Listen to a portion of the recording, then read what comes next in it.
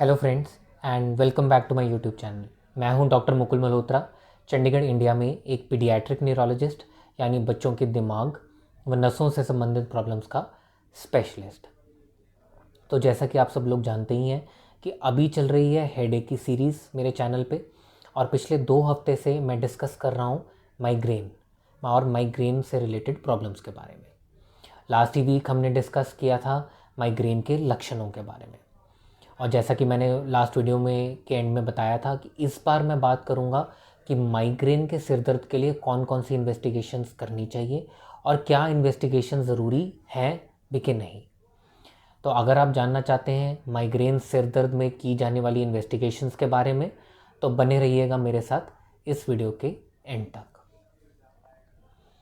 तो आज की डिस्कशन शुरू करने से पहले मैं एक बात बिल्कुल क्लियर कर देना चाहता हूँ कि माइग्रेन का जो डायग्नोसिस है वो बिल्कुल एक क्लिनिकल डायग्नोसिस है। मतलब कि पेशेंट जो हमें आके हिस्ट्री बताता है या अपनी प्रॉब्लम्स का डिटेल बताता है और हम उससे जो काउंटर क्वेश्चनिंग में पता करते हैं कि किस टाइप का सिर दर्द था, कहाँ पे होता था, अगर हम उसी के बेसिस पे पता कर लेते हैं कि ये माइग्रेन है, तो हमें और कोई भी इन्वेस्टिगेशन, चाहे वो एमआरआई हो, चाहे ब्लड टेस्ट हो, चाहे कुछ और भी हो, हमें कुछ भी और इन्वेस्टिगेशंस करवाने की ज़रूरत नहीं है। तो बेसिकली माइग्रेन जो है वो एक क्लिनिकल डायग्नोसिस है। पेशेंट की हिस्ट्री के बेसिस पे ही डायग्नोसिस बन जाता है। पर कुछ ऐसी कंडीशंस हैं जहाँ पे माइग्रेन जो है अलग अलग रूप में आता है, और जो सिर दर्द है वो माइग्रेन जैसा होता है, बट उसमें कुछ एटिपिकल फीचर्स होते हैं जिनको रूल आउट करने के लिए हमें इन्वेस्टिगेशंस करानी पड़ती है। तो आइए जानते हैं कि कौन कौन सी वो कंडीशंस हैं जिनमें माइग्रेन सोचते हुए भी हमें इन्वेस्टिगेशंस करवानी चाहिए। तो सबसे पहला कारण कि जो भी बच्चे माइग्रेन जैसे सिर दर्द का कंप्लेंट करते हैं जो कि 6 साल या 6 साल से छोटे हैं, तो उनमें एमआरआई ब्रेन करवाना चाहिए। ये क्यों? क्योंकि 6 साल और 6 साल से छोटे बच्चे जो हैं अपने सिर दर्द को ठीक तरीके से डिस्क्राइब नहीं कर पाते। तो वो जो भी हम उन्हें बताते हैं कि किस टाइप का सिर दर्द हो रहा था, अरे टक टक वाला हो रहा था कि ऐसे टाइट वाला सिर दर्द हो रहा था, तो वो उसी चीज़ को रिपीट कर देते हैं। तो हम रिलायबली उनकी हिस्ट्री से डायग्नोसिस नहीं बना सकते कि इस बच्चे को माइग्रेन है। तो इसलिए जो भी बच्चे 6 साल या 6 साल से छोटे हैं और अगर वो सिर दर्द की कंप्लेंट लेकर आते हैं, तो उनका हमें इन्वेस्टिगेशन करवाना पड़ता है, और वो भी स्पेशली एमआरआई ब्रेन करवा के देखना पड़ता है कि उनके ब्रेन में तो कोई दिक्कत नहीं है। उसके अलावा जैसे मैंने लास्ट वीडियो में बताया था कि कई बार छोटे बच्चों में जो है माइग्रेन सिर दर्द के अलावा बहुत सारे अलग रूपों में आता है।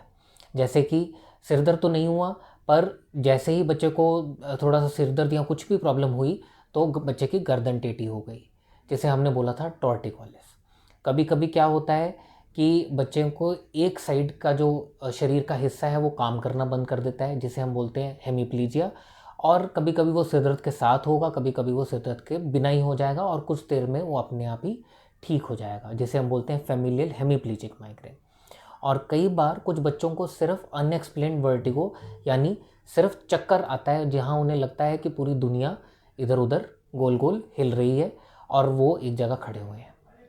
तो जब भी बच्चे ऐसे टाइप की प्रेजेंटेशन लेके आए जहाँ पे वो टिपिकली माइग्रेन का सिर दर्द नहीं बता रहे, तो वहाँ पे भी हमें एमआरआई ब्रेन करके ये चेक करना पड़ता है कि ब्रेन में कोई प्रॉब्लम तो नहीं, और ब्रेन की जो नसें हैं, जो आर्टरीज़ हैं और जो वेन्स हैं, वो भी ठीक ठाक है कि नहीं, कहीं उनमें कोई क्लॉट या क्लॉट की वजह से कोई स्ट्रोक तो नहीं हो गया, जिस वजह से बच्चे का एक साइड का शरीर जो है काम नहीं कर पा रहा, या गर्दन एक जगह पे टेढ़ी हो गई है। कभी कभी ब्रेन में ट्यूमर्स होने की वजह से भी ये सारे सिम्टम्स आ सकते हैं। अगर आपको याद होगा, मैंने माइग्रेन के लक्षणों में ये भी बताया था कि कभी कभी माइग्रेन का सिर दर्द होने से पहले कुछ लोगों को ऑरास दिखाई देते हैं। ऑरास किस प्रकार के होते हैं माइग्रेन में, कि काली और सफ़ेद लाइन जो है आंखों के सामने चलती दिखाई देगी, और कभी कभी चांद या सितारे भी जो हैं वो आंखों के सामने से मतलब गुजरते दिखाई देंगे।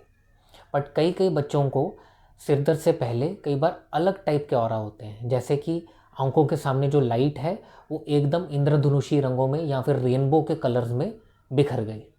ठीक है। तो ये टाइप के जो ऑरा होते हैं ये टिपिकली दौरों में देखे जाते हैं, या ऑक्सीपिटल सीजर्स मतलब जो दौरे सिर के पिछले हिस्से से आ रहे हैं उनमें टिपिकली देखे जाते हैं। तो ऐसे केसेस में अगर वो इस टाइप का ऑरा डिस्क्राइब करते हैं जहाँ कलर बिखर रहे हैं, तो हमें एमआरआई और उसके साथ साथ ईईजी और कुछ रूटीन ब्लड टेस्ट भी करवाने चाहिए। कभी कभी बच्चे ऐसी भी कंप्लेंट करेंगे कि जहाँ पे उनको इतना भयानक सिर दर्द हुआ, ऐसा लगा कि जैसे बिजली कड़क गई, मतलब इतना ज़्यादा सिर दर्द हुआ कि वो मतलब बेचैन हो उठे, तो उसे हम बोलते हैं थंडर क्लैप हेडेक। इस प्रकार के हेडेक तभी होते हैं जब ब्रेन में ब्लीडिंग हो जाए या ब्रेन की किसी नाड़ी के फटने की वजह से खून इकट्ठा होने लगे। तो इसलिए अगर ऐसा कोई भी कंप्लेंट लेके बच्चा हमारे पास आता है तो हम इमीडिएटली उसका एमआरआई ऑर्डर करते हैं। अब कभी कभी क्या होता है कि नॉर्मली जो माइग्रेन का सिर दर्द है वो हमेशा ही आगे वाले हिस्सों में होता है, जो कि हम कहते हैं बाईफ्रंटल रीजन। बट जैसा कि मैंने पिछली वीडियो में बताया था कि 15 से 20% जो माइग्रेन के सिर दर्द हैं वो ब्रेन के पिछले हिस्से में भी हो सकते हैं, बट मोस्टली जो माइग्रेन का सिर दर्द है वो अगले हिस्से में होता है। तो अगर कोई बच्चा माइग्रेन जैसा दर्द सिर के पिछले हिस्से में लेके आए तो उसके लिए भी हम एमआरआई करवा के देखते हैं, और उसके साथ एमआरआई ब्रेन के साथ साथ थोड़ी रीढ़ की हड्डी जो ऊपर की सर्वाइकल कॉर्ड होती है उसका भी एक स्कैन करवाते हैं। क्यों? क्योंकि कभी कभी अगर सर्वाइकल की जो हमारी नसें हैं अगर ये दब जाएं तो इनकी वजह से भी कभी कभी सिर दर्द जो है होने लगता है। अमूमन माइग्रेन का सिर दर्द जो है सोने के बाद बिल्कुल ठीक हो जाता है।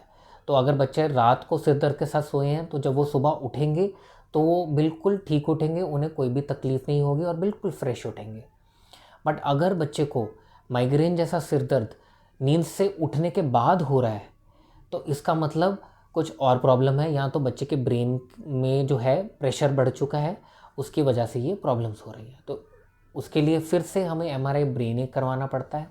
अगर उसमें कुछ हमें मतलब रेज्ड प्रेशर आईसीपी या रेज्ड इंट्राक्रेनियल प्रेशर के लक्षण दिखें तो हमें फिर पीठ में थोड़ी सी सुई डाल के पानी के प्रेशर को भी चेक करना पड़ता है कि प्रेशर कितना है, और फिर हम उसके बाद कुछ ब्लड टेस्ट भी कर सकते हैं कारण जानने के लिए।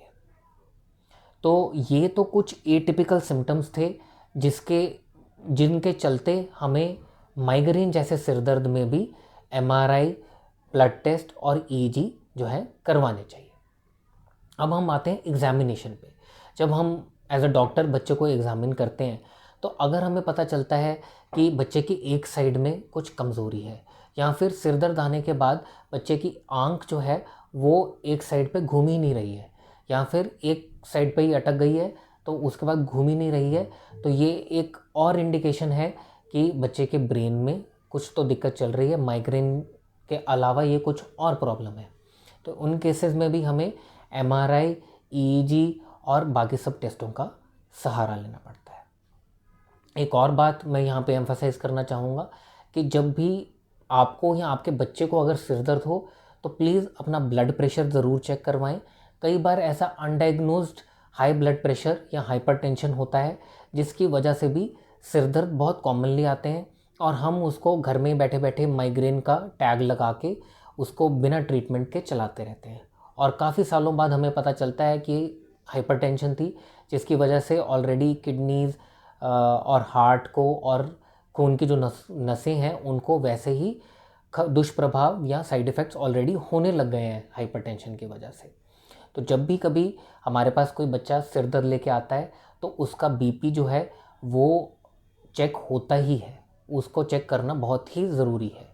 ये जो कॉमन चीज़ें हैं ये हमें बिल्कुल क्लियर कर लेनी चाहिए। तो अब आप लोग ये समझ ही गए होंगे कि माइग्रेन के सिर दर्द में नेसेसरीली कोई भी इन्वेस्टिगेशन की ज़रूरत नहीं, बट अगर कोई भी एटिपिकल फीचर्स हों, जो भी मैंने अभी एटिपिकल फीचर्स गिनाए कि अगर बच्चा 6 साल या 6 साल से छोटा है जो ठीक से बता नहीं पा रहा है, या फिर उसको सिर दर्द के अलावा गर्दन टेढ़े होने का, एक साइड की कमज़ोरी होने का, या चक्कर आने की तकलीफ़ हो रही है, या फिर उसके सामने जो सिर दर्द वाला ऑरा है वो अलग प्रकार से आ रहा है, या फिर इस प्रकार का सिर दर्द है जैसा कि बिजली कड़क जाए, या फिर इस प्रकार का सिर दर्द है जो नींद से उठने के बाद आए, तो हमें इन्वेस्टिगेशंस करवानी चाहिए। अब बात उठती है कि हमें कौन कौन सी इन्वेस्टिगेशन करवानी चाहिए। तो सबसे इम्पॉर्टेंट पहली चीज़ जो है वो है ब्रेन का फ़ोटो करवाना। और ब्रेन का फ़ोटो करवाना, जो कि मैंने पहले एपिलेप्सी सीरीज़ में भी बताया था कि अगर हमें ब्रेन का फ़ोटो करवाना है तो हमें एमआरआई ब्रेन ही करवाना है। क्यों? क्योंकि सीटी स्कैन इसमें भी क्लियर पिक्चर नहीं देगा और सीटी करवा के हमें कुछ भी एक्स्ट्रा इन्फॉर्मेशन नहीं मिलेगा। तो एमआरआई ब्रेन करवाना है। उसके साथ साथ ब्रेन के साथ साथ हमें एमआर एंजियो, जिसमें हम ब्रेन की आर्टरीज को देखते हैं, और एमआरवी यानी एमआर वीनोग्राफी, जिसमें हम ब्लड की जो वेन्स हैं उनको भी देखते हैं, जो गंदा खून जो है ब्रेन से हार्ट की तरफ लेके आती है, उनको भी हम ढंग से देखते हैं कि कहीं उनमें कुछ प्रॉब्लम तो नहीं। अब अगर हम सोच रहे हैं कि ब्रेन में प्रेशर बढ़ जाने की वजह से प्रॉब्लम हुई है, तो हमें लंबर पंक्चर का टेस्ट, जहाँ पे रीढ़ की हड्डी के बीच में हम थोड़ा सा एक छोटी सी नीडल घुसा के पानी का प्रेशर चेक कर लेते हैं और उससे हमें अपना डायग्नोसिस मिल जाता है। अब कई बार जैसे मैंने बताया कि माइग्रेन का ऑरा और ऑक्सीपिटल लोब एपिलेप्सी का दौरा जो है, उसका जो ऑरा है वो भी मतलब सिमिलर टाइप का ही होता है पर थोड़ा सा अलग होता है। तो उन केसेस में अगर हमें थोड़ा शक है कि ये कहीं दौरा तो नहीं या कोई एपिलेप्सी तो नहीं, तो हमें ईईजी भी करवानी चाहिए। उसके अलावा हमें complete blood count, liver function test, renal function test, vitamin B12 और होमोसिस्टीन जैसे टेस्ट भी करवाने चाहिए अगर एमआरआई और ईजी में हमें कुछ प्रॉब्लम नज़र आती है। तो आई होप इस वीडियो के माध्यम से मैंने ये क्लियर कर दिया होगा कि कब और कहाँ और कौन सी इन्वेस्टिगेशंस हमें करवानी चाहिए माइग्रेन में, और आपकी इस टॉपिक से रिलेटेड जो डाउट्स हैं वो बिल्कुल क्लियर हो गए होंगे। अगर अभी भी आपके कुछ डाउट्स रह गए हैं तो आप नीचे मुझे कमेंट सेक्शन में लिख के बता सकते हैं, या फिर फेसबुक और इंस्टाग्राम पे भी अपने मैसेज छोड़ के बता सकते हैं। मैं ज़रूर उन क्वेश्चंस का रिप्लाई करूँगा। तो आज के लिए बस इतना ही। अगर आपको मेरा कंटेंट अच्छा लगा हो तो प्लीज़ मेरे चैनल को सब्सक्राइब कीजिए और इस इन्फॉर्मेशन को उन लोगों तक पहुंचाइए जिन लोगों को इस इन्फॉर्मेशन से फ़ायदा मिलेगा। तो आज के लिए बस इतना ही। फिर मिलेंगे नेक्स्ट वीक, और नेक्स्ट वीक हम बात करेंगे माइग्रेन के ट्रीटमेंट के बारे में। तब तक के लिए आप सब लोग अपना ध्यान रखें और प्लीज़ कोविड अप्रोप्रिएट बिहेवियर का पालन अभी भी ज़रूर करते रहें। जय हिंद।